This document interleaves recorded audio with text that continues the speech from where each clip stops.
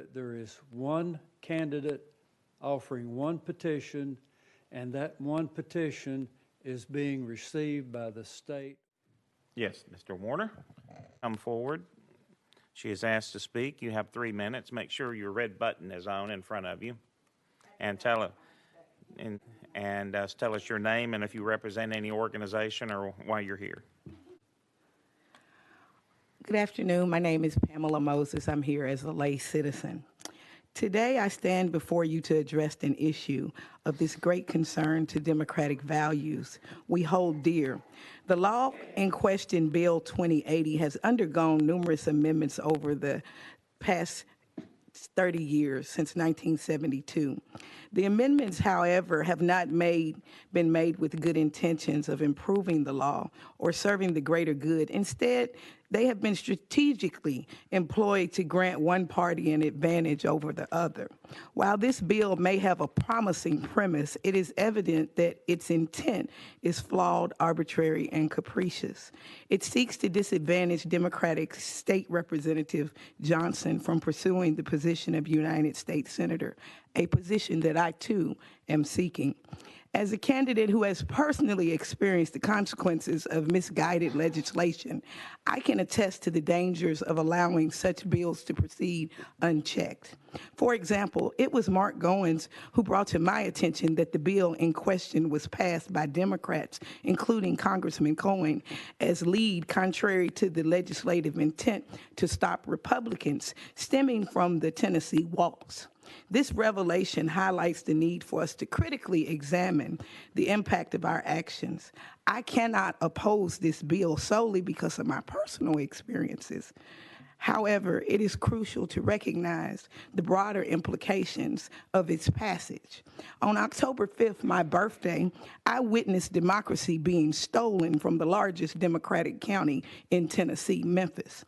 The theft was not executed solely by Democrats, but rather insidious influence of money and power, even from hidden Republicans within our ranks. Our Democratic sheriff, Bonner, decided to run for a nonpartisan position, a position of mayor, thereby allowing an imposter Democrat, Paul Young, to be elected. Even former Mayor Willie Harrington had to resign from the position, but he also participated in the hijacking. A truly competent attorney, Van Turner, a true Democrat, lost the position rightfully. I think this bill, if it was in place then, would have ensured the protection of democracy. I stand before you not as a candidate, but a concerned citizen who is deeply troubled by what I witnessed. The Senate deferred the division election lawyer who misled you in perpetuating a falsehood. As you know, a half-truth is a whole lie. When the great people of Tennessee cast their vote on November 5th, 2024, they're under the presumption that they're voting for Robert F. Kennedy, Donald Trump, or Joe Biden. But he led you to believe, no, they're voting for the electors. I don't think that that's right. While this bill, can I get 30 more seconds, please, Representative Miller? I'm from your state. Your city. Mr. Chairman, I move we give her 30 more seconds. Okay. Thank you, sir. I just want to say to you that I call on each one of you to reflect upon the amendments that you have made into law. Have they truly served the interests of the people that you all represent? Or have they simply catered to political parties? It's disheartening to note that no amendment has been proposed to automatically restore the voting rights of the 469,000 convicted felons and justice impacted individuals who are currently disenfranchised. No one is making any friendly amendments for these individuals, so the legislative intent behind this is not genuine. And without a true democracy, we have anarchy. Thank you for your time. Thank you. Any questions? Let's see, none. Oh, Chairman Doggett. Thank you, Mr. Chairman. Thank you for being here. You said in your statements that there was an event or an occurrence that happened in Memphis. How does this potential legislation have an impact on what occurred in Memphis in October? Well, Sheriff Bonner is an elected position, and he's a Democrat.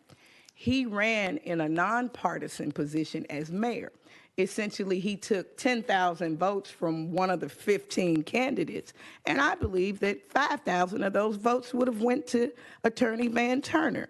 So you have a large Democratic county that elected a Republican mayor, but it was done through deceit because the person was able to run for 2 offices one time.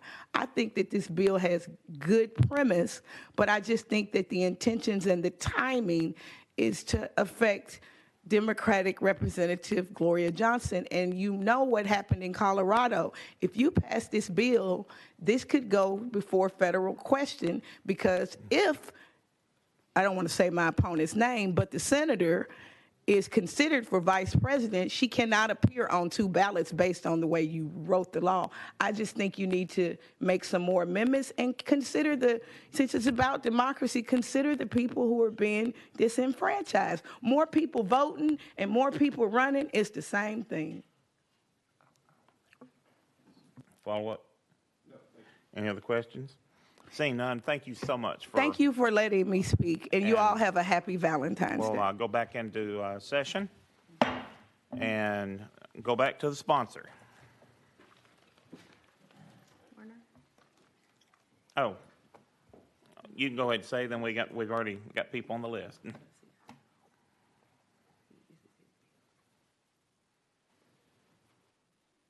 Oh. Mr. Warner, ball's in your court. Thank you, Mr. Chairman, and thank you, Representative, for bringing the bill. Let's give you an example, or for instance here. Let's say if Marsha Blackburn is selected to run as vice president while she is serving as senator of this great state of Tennessee, would she be allowed to be on the ballot?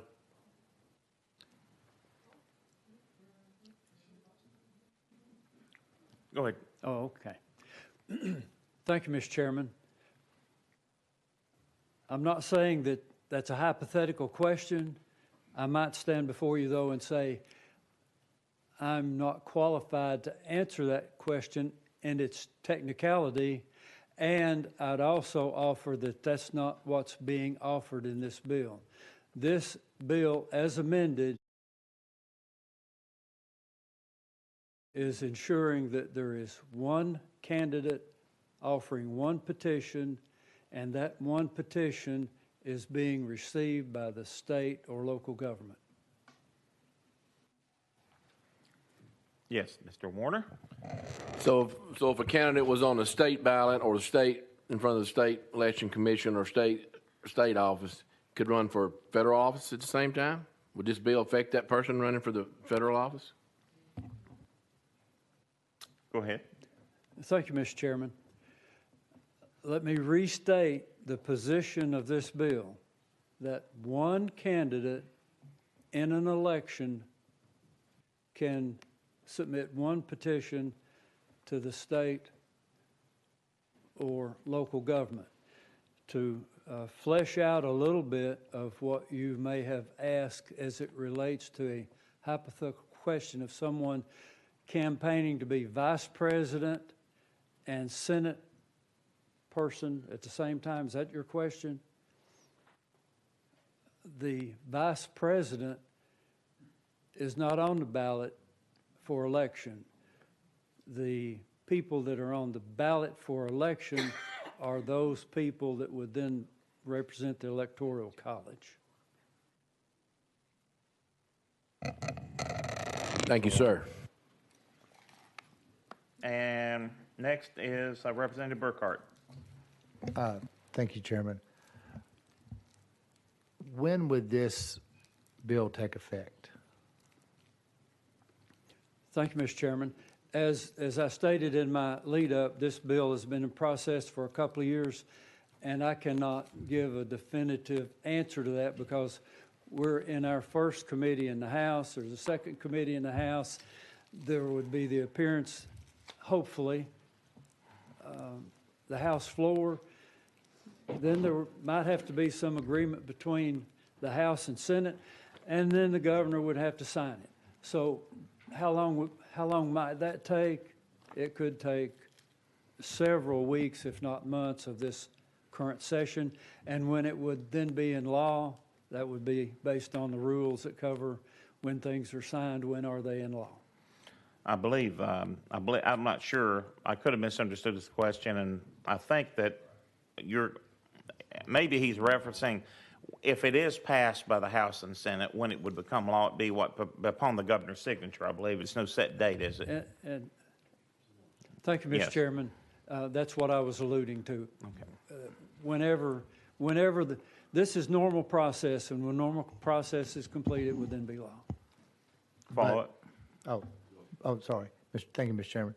But because paperwork has already been issued for those elections, I don't think if it was signed and we'll just say July 1st, I'm not sure that this election now would be affected because the paperwork's already out, people got signatures. I'm not sure you could go backwards in that, that's where I'm kind of trying to head. Next up is Chairman Doggett. Mr. Chairman, Oh, yes. and I am in perfect agreement with that. This bill is not about any particular individual or person. This is about the process of code in the state of Tennessee, which, as one of the testimonies represented, this is a saw that cuts two ways, and we just need to be in a better position to have a more transparent citizen service. All right, and Chairman Doggett, also to remind everybody, we do have Director of Elections, Mark Goins, if we need to go out of session and ask him any questions.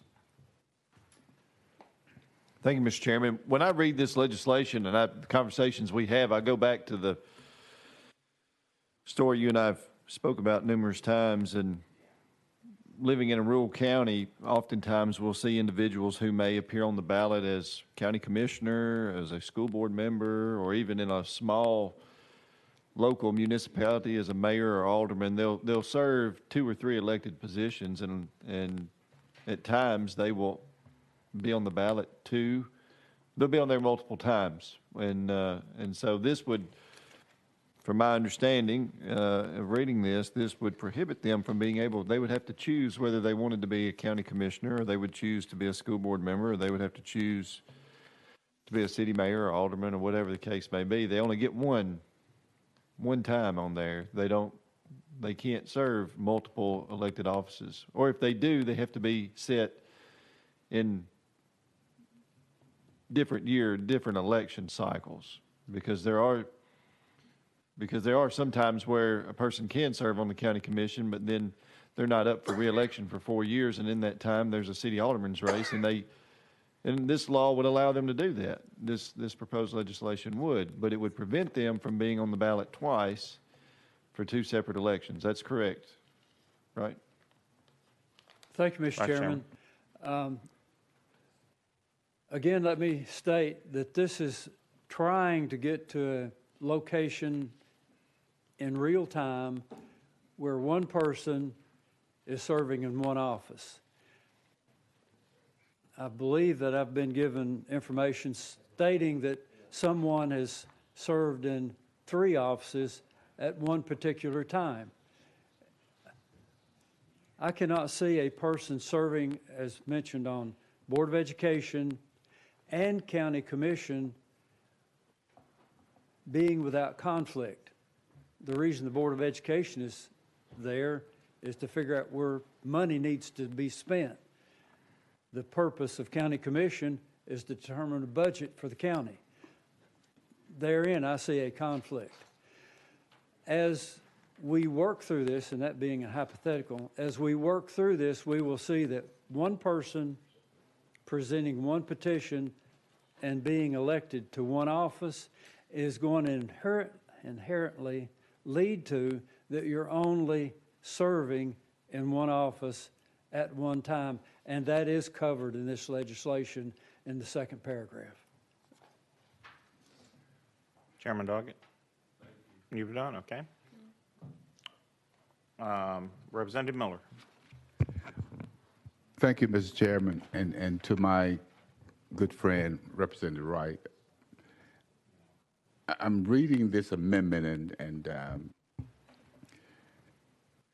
I guess the first question, my first questions came from the presentations that were made. Simple question, hopefully simple answer. Based on this legislation, are you saying that an individual, once they go and file or pick up a qualifying petition, they can or cannot pick up two qualifying petitions, one for one office, one for another office?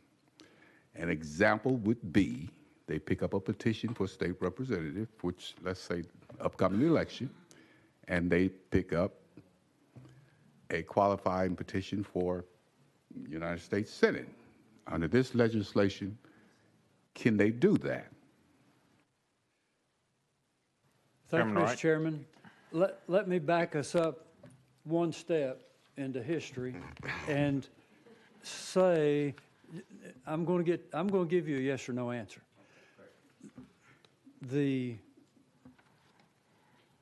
There are members, let me say something personal just a moment.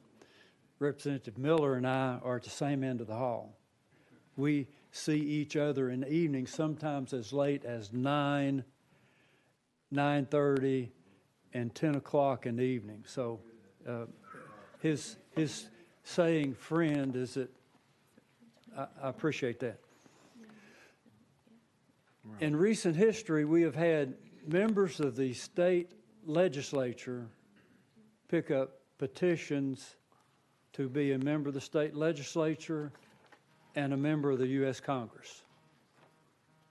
And that was allowable.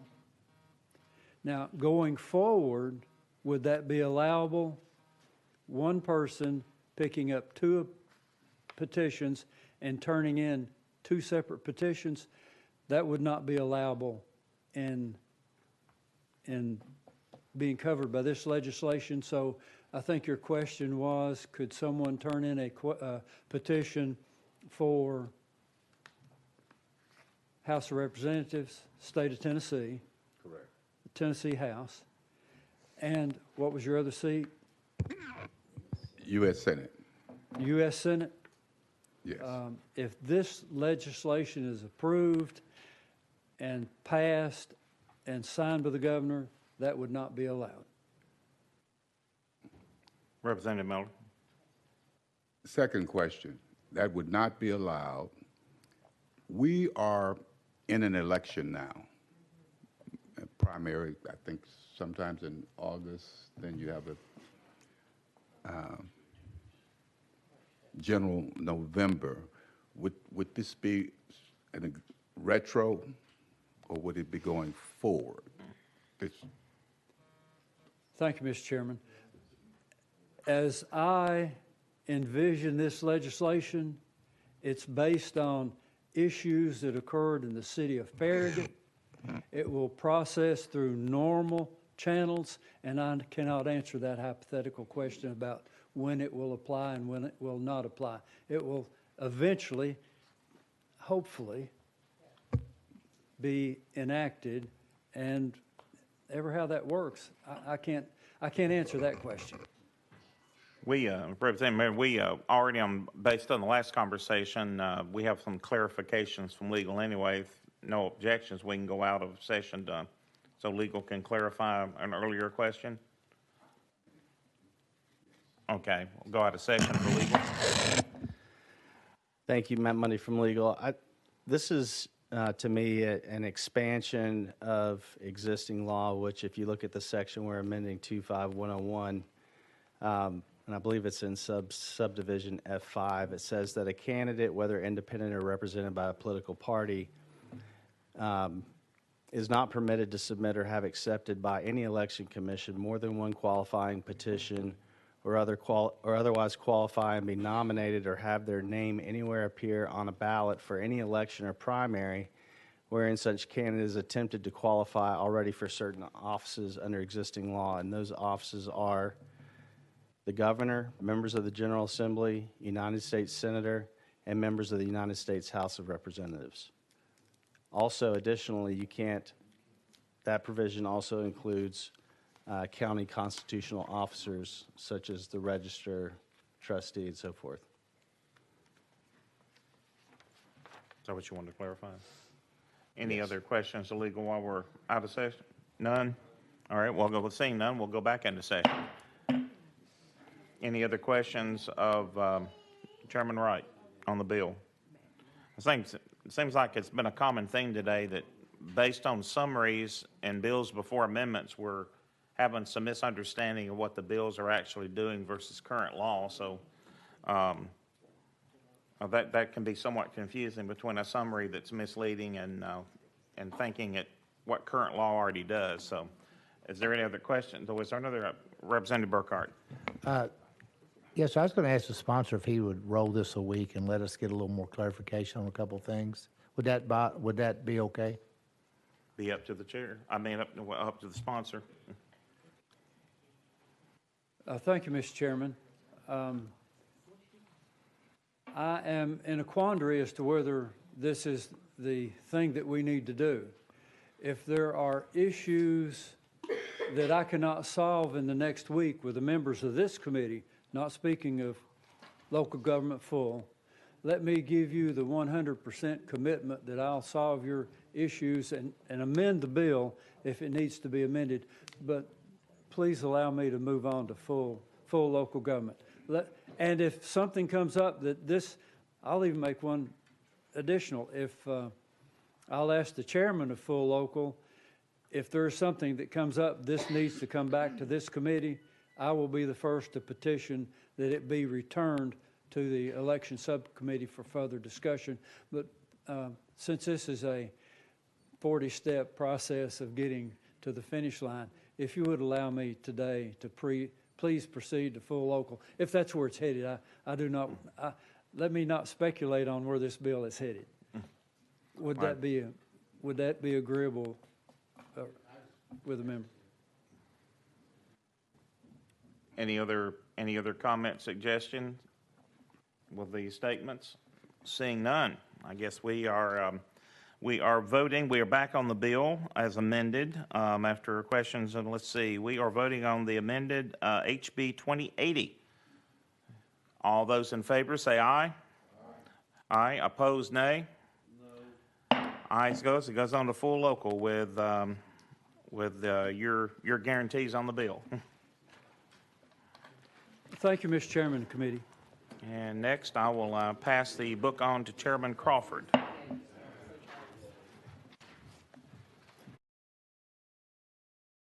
468,000 people who are not able to vote.